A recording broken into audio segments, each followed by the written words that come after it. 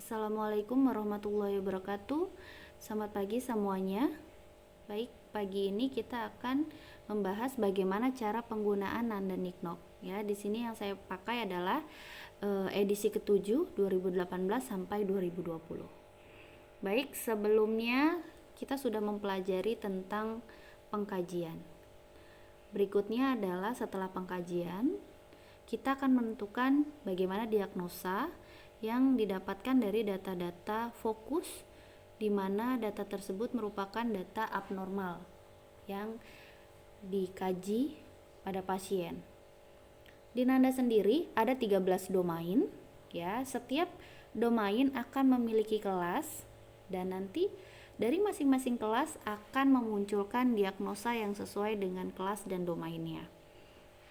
13 domain tersebut terdiri dari promosi kesehatan, nutrisi, eliminasi, aktivitas istirahat, persepsi kognisi, persepsi diri, hubungan peran, seksualitas, coping, toleransi stres, prinsip hidup, kemudian keamanan dan perlindungan, kenyamanan, dan tumbuh kembang.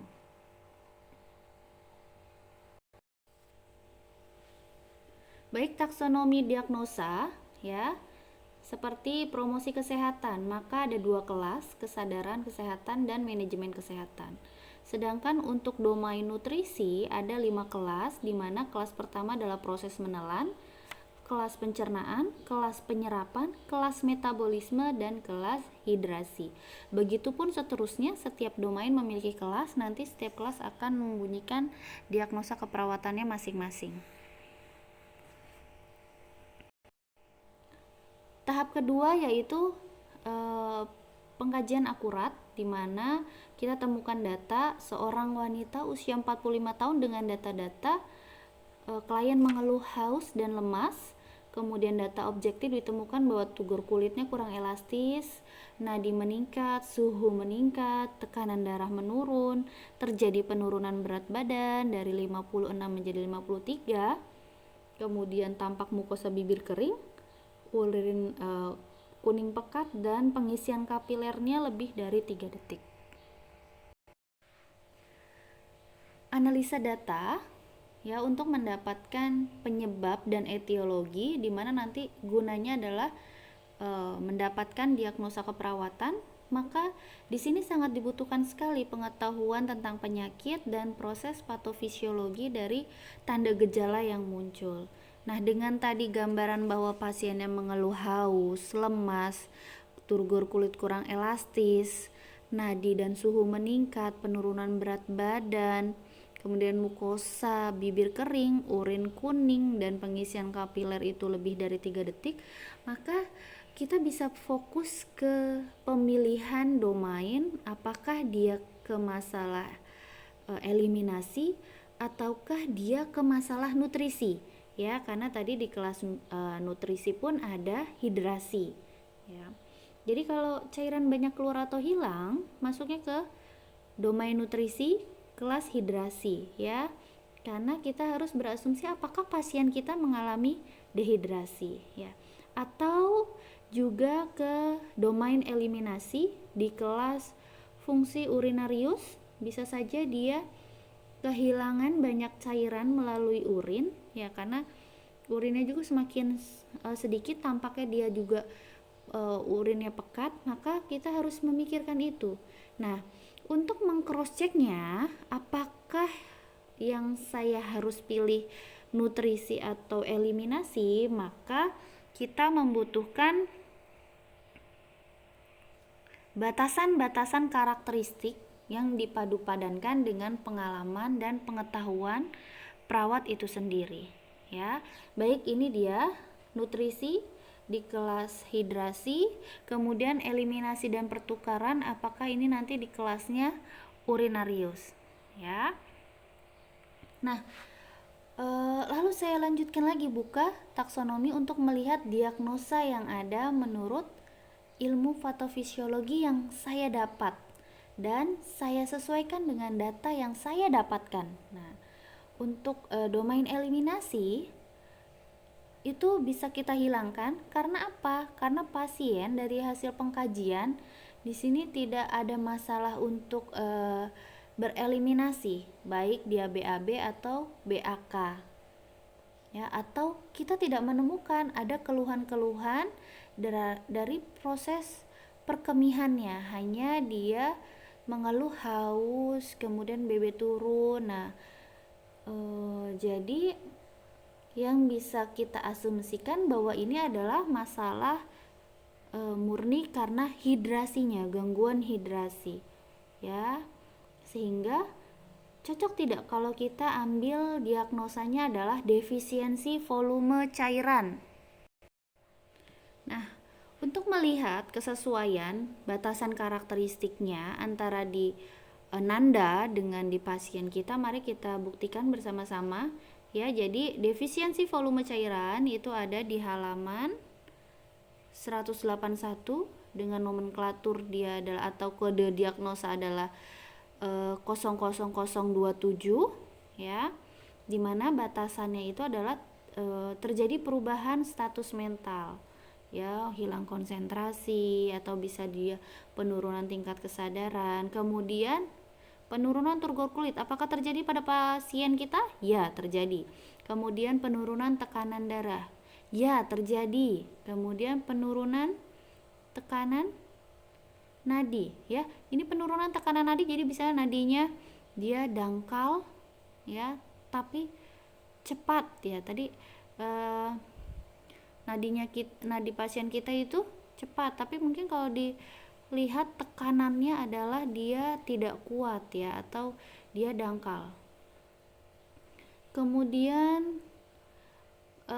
penurunan turgor lidah kita tidak tahu. Kemudian penurunan haluaran urin bisa saja karena kita melihat nanti ada peningkatan konsentrasi urin, di mana urinnya pasien kita berwarna kuning pekat, ya. Kemudian membran mukosa bibir kering, iya, ya. Kemudian kulit kering, ya, kelihatan dari turgornya. Kemudian suhu meningkat, iya. Kemudian peningkatan frekuensi nadi, iya. Kemudian penurunan berat badan secara tiba-tiba, iya, dia menurun, ya, dari 56 ke 53. Kemudian pasien mengeluh haus dan terjadi kelemahan, iya. Bisa kita pastikan bahwa pasien kita muncul diagnosa adalah defisiensi volume cairan. Ya, selamat, Anda sudah selesai belajar dalam menentukan diagnosa keperawatan. Jadi, bunyi diagnosa keperawatan pada pasien kita adalah defisiensi volume cairan, di mana domain 2, kelas 5, dan kode diagnosisnya adalah 00027. Nanti faktor berhubungan dengannya disesuaikan dengan kondisi pasien yang kita temukan di lapangan, disesuaikan nanti dengan diagnosa yang ada dalam nanda. Baik, ke tahap berikutnya adalah kita membuat rencana tindakan atau intervensi yang didahului oleh menentukan tujuan dan kriteria hasil atau outcome, ya. Tujuan dan outcome ini adalah yang penting karena apa yang ingin kita capai selama perawatan pasien. Dalam penentuan outcome, perawat harus dituntut untuk berpikir secara sistematis dan kritis, ya, sehingga nanti harus memenuhi prinsip SMART, di mana SMART itu terdiri dari spesifik, ya. Setiap kriteria itu berisi tujuan yang spesifik, jelas, tidak ambigu atau tidak samar. Kemudian harus measurable, ya, atau dapat diukur, jadi jelas, ya.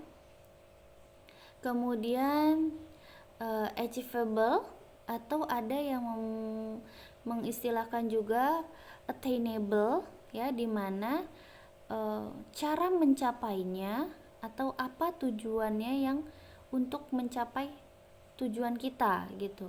Rasional, ada yang menuliskan rasional, ada yang menuliskan realistis, ada yang menuliskan reasonable. Jadi tujuan yang harus kita buat ini harus masuk akal dan jelas kurun waktu yang kita tetapkan, jadi timeline, ya. Oke, baik, berikutnya langkah-langkah yang digunakan untuk membuat tujuan keperawatan. Ini bukunya ya, outcome-nya.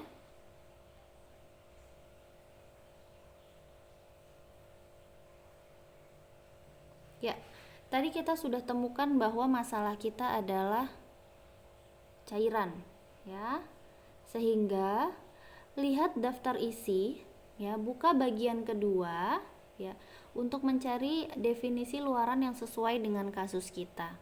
Nah, setelah kita lihat dari masing-masing domain, maka untuk kasus pasien kita masuk ke domain yang kesehatan fisiologi, dimana tadi karena masalahnya adalah gangguannya cairan dan elektrolit, kita lihat kelasnya untuk yang elektrolit, ya, cairan dan elektrolit, ya, seperti yang sudah dilingkari. Baik, kemudian kita buka bagian berikutnya, ya, bahwa tadi domain kita adalah kesehatan fisiologi, kelasnya adalah eliminasi, ya, sehingga tadi masalahnya itu adalah cairan dan elektrolit, ya, luarannya berarti kita sesuaikan, yaitu adalah keseimbangan cairan, ya, dari kodenya adalah 0601. Ini adalah luaran yang sesuai dengan kondisi pasien kita, yaitu adalah masalah hidrasi, yaitu cairan tadi yang kehilangan cairan. Nah, kemudian kita buka pada bagian ketiga adalah luaran outcome-nya. Ya, dapat dilihat di sini tujuan dari keseimbangan cairan. Ini ada di halaman 211. Tadi di sini sudah dijelaskan nih, ya.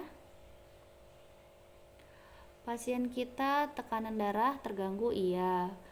Kemudian nadi, iya. Kemudian turgor kulit, iya. Kelembapan mukosa, iya. Ya, kemudian output urin dan berat jenis urin, iya, bisa. Nah, di sini menggunakan skala Likert, ya. Skala Likert dari yang sangat terganggu sampai tidak terganggu, ya. Dimana kalau semakin besar poinnya, skalanya, maka itu semakin bagus. Seperti tadi bahwa memenuhi prinsip SMART, measurable, jadi dapat diukur, ya. Jadi seperti ini, misal pada pasien kita itu tekanan darahnya kan tadi 90/70, berarti itu tandanya cukup terganggu, ya, atau banyak terganggu. Apa target kita sampai pada perawatannya nanti masanya? Apakah target kita tidak terganggu? Nah, ini dia. Jadi seperti itu. Berikutnya pun begitu. Misalnya turgor kulit. Turgor kulit itu tadi kurang elastis. Kita mungkin masukkan kategori cukup terganggu. Nanti capaiannya menjadi tidak terganggu. Tidak terganggu itu seperti apa? Ya berarti lembab. Kemudian tidak kering gitu, ya. Oke. Baik, nah, setelah itu rumuskan tujuan dan kriteria hasil setelah kita lihat di halaman 211 tadi. Diagnosanya ketemu defisiensi volume cairan, di mana itu termasuk dalam domain nutrisi, kelas hidrasi. Dengan kode diagnosisnya adalah 00027. Kemudian setelah kita lihat NOC, kita dapatkan outcome-nya yang ingin kita capai, ya. Setelah dilakukan tindakan keperawatan selama 3 kali 24 jam, pasien menunjukkan keseimbangan cairan. Nah, dengan tanda-tanda atau kriteria hasilnya apa, ya? Tadi kita lihat tekanan darah, kemudian nadi, suhu itu dalam kondisi yang normal. Nah, ini harus disebutkan. Tadi kan bisa diukur, kemudian harus spesifik. Nah, karena harus memenuhi SMART tadi, tulislah misalnya tekanan darah normalnya adalah 110 sampai 120 per 80 sampai 90, ya. Kemudian nadi 60 sampai 100. Maka itu harus disebutkan karena itu harus bisa terukur dan harus spesifik ya. Kemudian keseimbangan intake dan output cairan ya, kita berarti harus hitung kebutuhan cairannya si pasien kita dengan berat badan dan kondisinya berapa mili misalnya.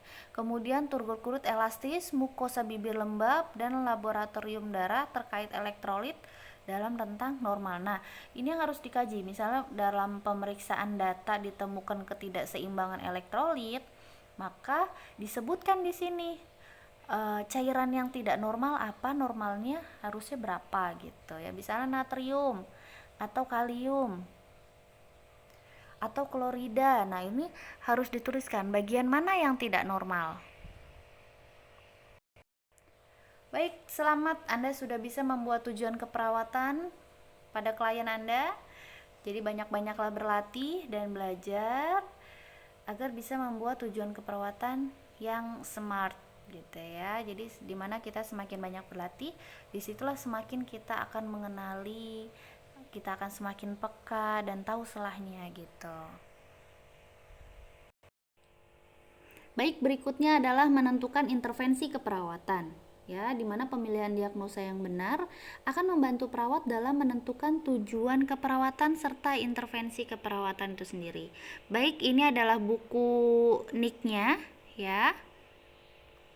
Jadi tadi kalau kita sudah sampai ke diagnosa, kemudian kita lihat taksonomi intervensinya ya. Jadi sama seperti tadi, mengikuti pola, domain, dan kelasnya ya. Jadi kita lihat yang sesuai dengan pasien kita itu apa. Misalkan tadi kan domainnya tentang fisiologi, masalah fisiologi ya, fisiologi kompleks. Nah, di sini masuk. Kemudian kita lihat dari domain fisiologi kompleks ini apakah masuk kelas G, H, I, J, K, L, M, N. Nah, yang paling tepat adalah kan G karena dia membahas tentang manajemen elektrolit asam basa. Kita temukan ya. Kemudian kita buka pada bagian kelas G di mana manajemen elektrolit dan asam basa. Kita mencari intervensi yang tepat ya. Apa untuk pasien kita? Apa manajemen asam basa atau manajemen elektrolit? Nah, kita sesuaikan. Nah, di sini ketemu di kodenya yaitu 2080, yaitu manajemen elektrolit atau cairan. Oke. Setelah kita temukan, tadi kan kita udah tahu bahwa intervensi kita adalah manajemen elektrolit dan cairan. Maka buka indeks ya. Buka indeks paling belakang. Kita cari key-nya itu adalah manajemen elektrolit dan cairan. Ketemulah itu di halaman 160. Nah, di dalam halaman ini intervensi aktivitas kita itu ada bentuknya tindakan observasi, tindakan mandiri perawat, tindakan edukasi perawat, dan tindakan kolaborasi. Tinggal kita pilih dari sekian banyak ini mana yang sesuai dengan kasus dan mana yang bisa kita terapkan pada pasien kita. Selamat, Anda sudah bisa membuat intervensi untuk klien Anda dan Anda sudah bisa menggunakan nanda yaitu NOC dan NIC secara tepat. Baik, sekian, selamat berlatih dan mencoba lebih sering agar kalian lebih mengetahui bagaimana penggunaannya ya. Wassalamualaikum warahmatullahi wabarakatuh.